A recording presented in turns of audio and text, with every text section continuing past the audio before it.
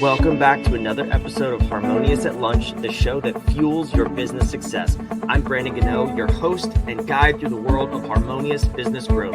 Today, we're unlocking powerful strategies with industry experts to help your business thrive. If you're a business owner, entrepreneur, or executive, you are in the right place.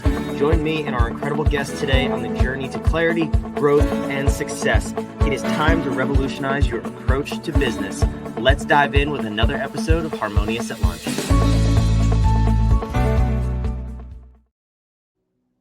Welcome back into some more bite-sized business advice. And today's episode, I think, is a fascinating topic. I'm excited to dive in with you as you listen along. We're talking about the loyalty loop and how to get your customers and clients addicted, addicted to doing business with you and promoting you. This is awesome. This might just be the secret to growing your business. So let's dive in with Ray Lozano. Welcome to the show, and thank you for being here. Oh, man. No, I need to tell you thank you. I know you have a busy schedule and probably a lot of people that want to get on here. So thanks for choosing me. The list is long, my friend. I have millions of people waiting to get on the shit. No, I'm just kidding. We don't have that many guests. You had me, man. If there was, I'd probably have to start charging for these things. But no, we don't. We put out these episodes because I love helping people grow their business, find new perspectives, new lenses to look at their business through. And I think this topic, as a matter of fact, is something that I personally never heard. And you've got it down to a science of getting people loyal to working with a business. So I'd love to dive in. Why don't you talk to me about what the loyalty loop is? Because you've created this and you've an extensive and interesting background in it. Oh, thanks. Yeah, it's real interesting how this came about. So I came from a family that was crazy when it came to drugs and alcohol. My older brother, drug trafficker, my other brother, drinker and fighter. My sister probably did drugs this morning. Dad was drinking. And at age 9, something clicked inside my head. And I thought, why do people do drugs? And it started me on this lifelong journey to figure out why people did drugs. So in high school, I studied, marijuana and alcohol, which was real unusual. And as soon as I got out of high school, I started doing working as a volunteer at residential treatment. So I had opportunities to talk to all different types of people that had all different types of addiction. And then something occurred to me, and I thought, I wonder if we can reverse engineer addiction. If we can get to the place where the brain goes, I'm going to do drugs as opposed to doing something else, could we back the brain up to that point? I found it. And so it's kind of crazy. And I took my crazy idea to this hospital and I said, let's try this with kids. And they said, let's do it. We had like an 80% rate of success with kids not going back to drugs and alcohol about a year and a half after completing our program. And then they stopped tracking the kids. So then probation in California said, can you teach us this? And they started to see success on their kids becoming addicted to police officers and what the program was doing. Then parents asked me, can you teach us how to get our kids addicted to us? I don't know if you have kids or not, but there'll be a point when they're teenagers where you're going to feel like this valley is growing between you and them. And I see this all the time with parents. How do you reverse that to get the kids like addicted to you? So I taught parents how to do it. And then when the pandemic hit, those parents came to me and said, can you teach my staff how to get clients addicted to us? The businesses that have done this have seen a lot of success with clients. And it's a real simple example. Let's say you and your significant other decide to go to a Mexican restaurant, right? You Yelp all this stuff and you find a Mexican restaurant you want to go to that's, 4.8 stars. And you tell your neighbor, oh, we're going to this Mexican restaurant, right? And your neighbor goes, oh, that place is really good. But I know a place that might be a little bit better. Which one are you going to go to? Probably the one that your neighbor has just recommended you, right? And so that's what these clients do for these businesses is they recommend those businesses because they have an addiction to it. And that's what the loyalty loop is. It's getting your clients addicted to you as a business. Yeah, I think this is fascinating. I will say I do have kids. They are 6, 4, and 3. At this point, they are addicted to me. And that little gap sounds amazing. I'm just going to put that out there, the little space. I don't need you addicted right now. Maybe when they're teenagers, we'll revisit. But anyway, all jokes aside, no, this is very, very interesting. And what you're saying is obviously applicable to businesses. Right. If a trusted person advises you on working with a business, a warm referral is always the best way to get business. It's the least expensive way. It's the quickest to convert into an actual paying client. But we can't rely on that but you're saying you have a way to make it maybe more consistent and more profitable anyway. So let's Perfect. unpack this. Well, let's talk about the brain science a little bit, because I'm curious to know some of the things that you've identified, Huh. in everything from kids to drug addicts all the way through loyal customers promoting a business. Right. Okay. Let me run you through this scenario. Okay.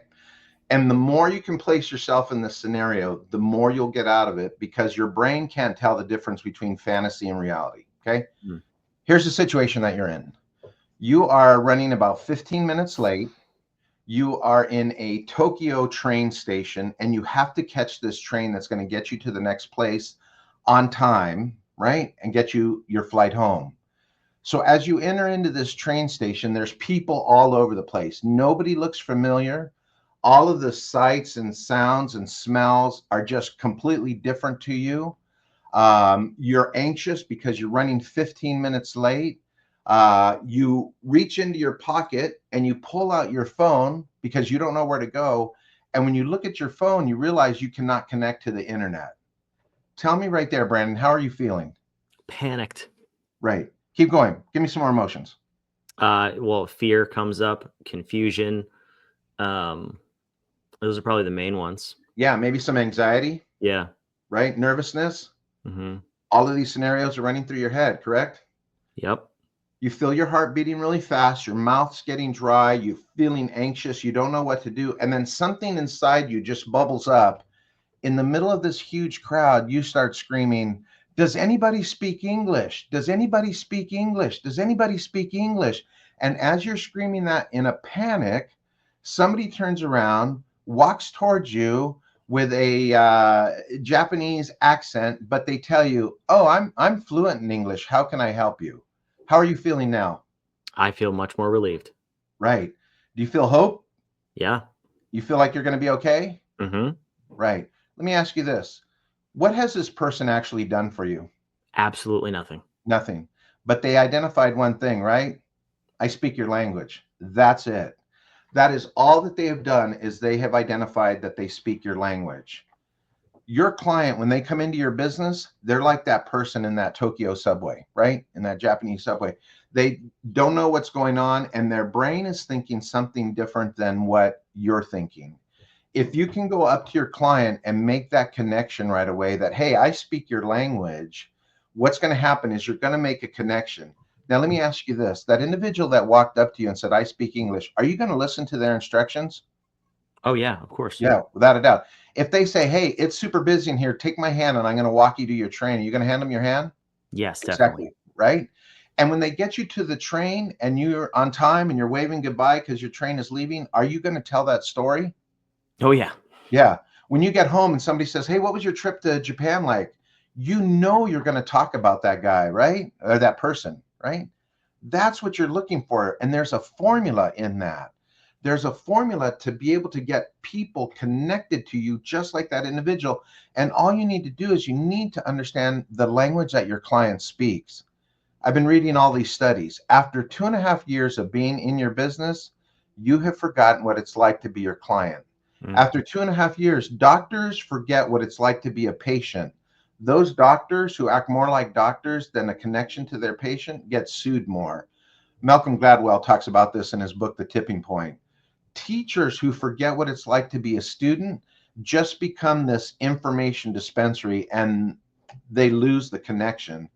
Parents who forget what it's like to be a teenager see this valley grow between them and their kids. That's what we're talking about, is that loyalty loop. You want me to teach you the language? I do, but real quick, what that just sparked for me, and maybe someone else that's listening had the same epiphany. It's oh man, what do they call it though? It's like the expert's curse, right? Where you can't put yourself in Right, the person's shoes who you're talking to, no matter the context, and you're right, just talking over them. Is that right. what you're explaining? Yes, that's the expert's curse, is right. Because what's happening is you are so entrenched in your business that you forget what it's like to have those questions because you've already had those questions answered. Mm. We just did a huge symposium with real estate agents because, it's kind of a tough time for them. And they were like, oh my gosh, I have totally forgotten what it's like to be a person looking for a house right now. Yeah. and so, yeah, we've made that connection with them. So, That's yeah, cool. yeah, Okay, so step one is put yourself in your customer's shoes. right. Maybe that's not step one. That's my step one. Uh-huh. But Yeah. you tell me what is the path here? Step one is remembering what it's like to be your customer, Oh, going I was right. Look at that. all the That's way awesome. back. And not just like, oh, okay, I'm going to sit here for 2 minutes and remember that. I mean, write an extensive, man, it's awful trying to locate me. It's hard coming in. I don't even know what to ask when I'm sitting in front of you. I have no idea, and write all that stuff out and put yourself in those shoes. When I was working with kids that had an addiction, even though I've never had an addiction, I put myself in their shoes. What did it feel like, right? When I was working with probation, I had to do the same exact thing. And right now, my business is based off of what I'm talking about. This is crazy. I have a 92% retention rate. 92% of the people, when I finish, are already asking for the date for next year. And it happens almost every single time I do this because I use this loyalty loop with them over and over again. That's fascinating. I think everyone would like a 92% or a 50% retention rate in some cases. Heck yeah, man. Right. Yeah. Okay. So let's keep moving on though. Put yourself in your customer's shoes, ask those questions, have the beginner mindset, so to speak. Right. Then what? Next step is speaking your client's language, and you have to learn your client's language, right? Mhm. And once you are able to speak their language, this is key for this. Let me run you through this scenario. Okay. You said you had a 5-year-old? 6, 4, and 3. 6, 4, and 3. Okay. Let's take the 6-year-old. Okay. I'm gonna put some scenarios out there. You tell me how they would respond in this. Mhm. Okay. Your 6-year-old is sitting on a sofa watching something on their little electronic device. One of the other kids comes and they just rip it right from them. What does that 6-year-old do? Screaming. Screaming. Good. Yeah, you definitely have a 6-year-old. 6-year-old has their favorite little blanket. Somebody comes and rips that blanket away from them. What do? Also screaming. Scream. That's going to be the answer for all of them. Mhm. 6-year-old wants to go outside. They can't go outside. They scream. 6-year-old wants a cookie before dinner. They can't have that cookie. What do? They scream. Time for a 6-year-old to go to bed. They can't go to bed, or they don't want to go to bed. What do? They scream. 6-year-old wets their little pants. What do? They scream, right? Everything is this big, huge emotional thing that happens to a 6-year-old. Now, normally I have a diagram for this, but this is what I want you to picture in your mind. This is how your 6-year-old's little brain thinks, okay? Small letter I, big letter E. I stands for intelligence. E stands for emotion. 6-year-olds speak more emotion than they do intelligence. Your client speaks more emotion than they do intelligence. Okay. That's the language that they speak. Now, you, Brandon, you're over the age of 6, right? Let How me do you throw some know? scenarios First out of to all. you. Let me throw some scenarios out to you, Brandon. You're sitting down watching something on your electronic device. Somebody comes and pulls it away from you. What do? Let's say, why in the world did that just happen? Something better be burning down. Yeah, great answer, right? You have your favorite blanket. Somebody takes it from you. What do? I'm upset. I'm a Yeah, little upset. right. I had one lady one time tell me, "Oh, you get a better lawyer, right?" All of these scenarios, you're going to react different than your 6-year-old, right? Somebody tells you you can't go outside. You want to go outside. You'll probably go outside. There's a cookie there before dinner. You shouldn't eat it, but you want it. More than likely, Gonna you're eat going it. to eat it, right? Gonna eat Yeah. it. Time to go to bed. You're not ready to go to bed. That's usually the other way around for us, though. But yeah, Yeah, right. I was gonna say, no, Yeah, always time to go to bed. always time to go. Yeah, right. Yeah, and so you go to bed, right? You wet your pants. What do? It You happens cry. every day. Do you believe that? Yeah. I've just accepted it at this point. Oh yeah. I love that. Yeah. Brandon, here's the difference. You speak big intelligence, small emotion. Okay. 6-year-olds, a little intelligence, big emotion. You speak big intelligence, little emotion. Now you have to understand these two languages. They're both valid. They're both equal in strength, but please hear this. They hate each other. So Mhm. when emotion is speaking to intelligence, intelligence gets mad. Intelligence, as emotion is speaking, looks at it and goes, I can't even believe you think that way. That's just crazy. None of the numbers add up. That doesn't make sense, right?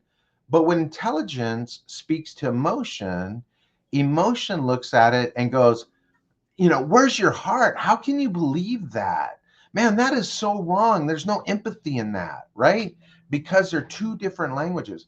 Think about any argument you've ever had with your significant other. I bet one of you is speaking emotion and one of you is speaking intelligence. You see this happen time and time again on the news. All right, here's the rub. Here's the main point. Emotion and intelligence. Your client speaks emotion, you speak intelligence. Brandon, your neighbor comes over. Tell me what would happen in this scenario. Let's say me and you were best friends. Okay. We've known each other for a long time. You live a couple houses down from me. We've been friends for years. You come over to my house Saturday morning. You knock on the door. You look at me. You're crying, and you say, "Ray, my yellow lab buddy just died." Right? And I look at you and I go, "Oh, Brandon, that's terrible. But let me show you what I made on my electronic device here. Check this out." Right? And I start showing you all this stuff. You know what? Brandon, did you know that yellow labs come from Canada and they're a derivative of black labs? Did you know that their paws are webbed so they can swim better? Did you know that they're great emotional connection animals?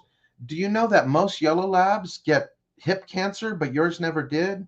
Did you know that, most yellow labs get this twisted stomach thing, but yours didn't? Isn't that cool? Let me ask you this. As I'm giving you this important information, Brandon, are you feeling closer to me or further away from me?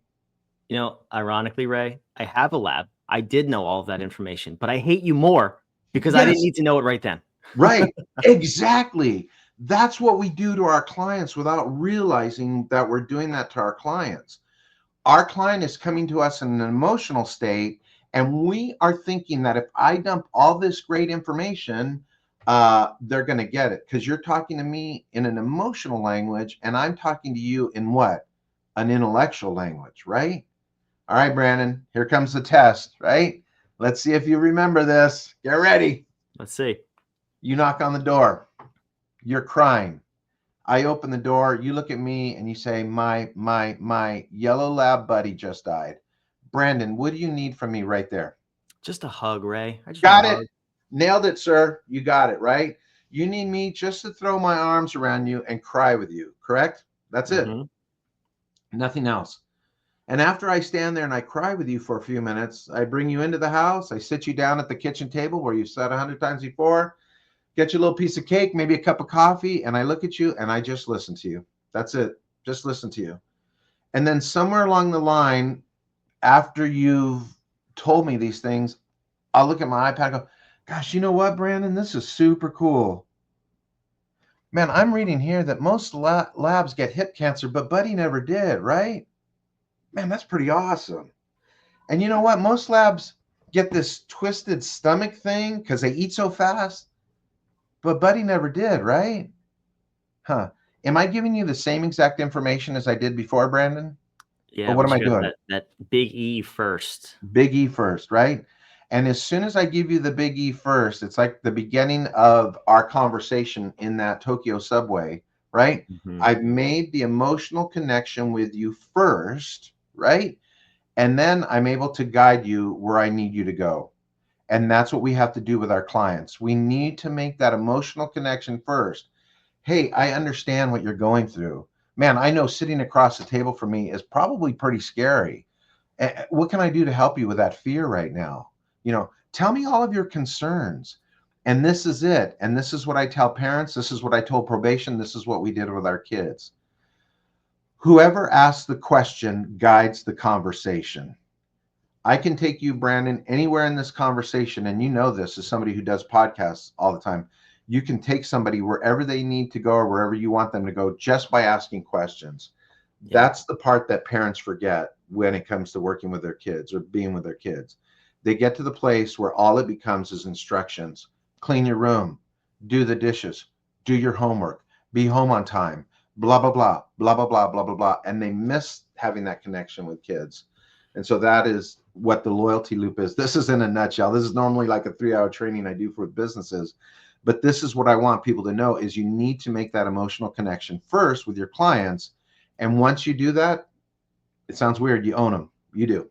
Yeah. No, it's 100% true. And I'm sure you have all of the data in the world to back that up. But I think we can, as human beings, just kind of picture any of those scenarios, whether it's kids, clients, friends, whatever, Right. where that is always true.